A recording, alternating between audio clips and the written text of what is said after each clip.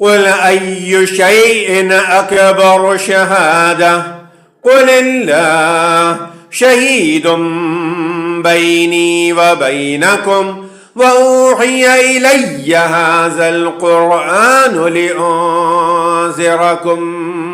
به ومن بلغ أئنكم لتشهدون أن مع الله آلهة أخرى قل لا أشهد قل إنما هو إله واحد وإنني بريء مما تشركون الذين آتيناهم الكتاب يعرفونه كما يعرفون أبناءهم الذين خسروا أنفسهم فهم لا يؤمنون ومن أظلم ممن افترى على الله كذبا أو كذب بآياته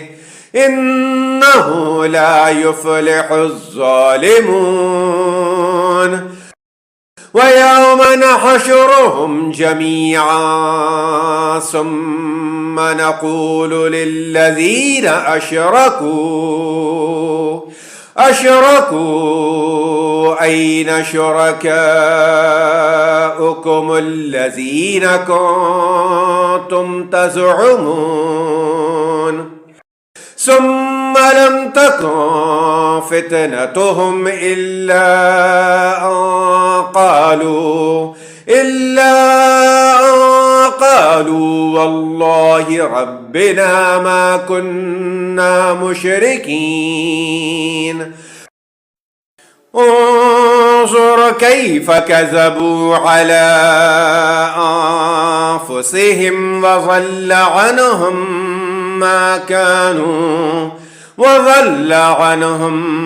ما كانوا يفترون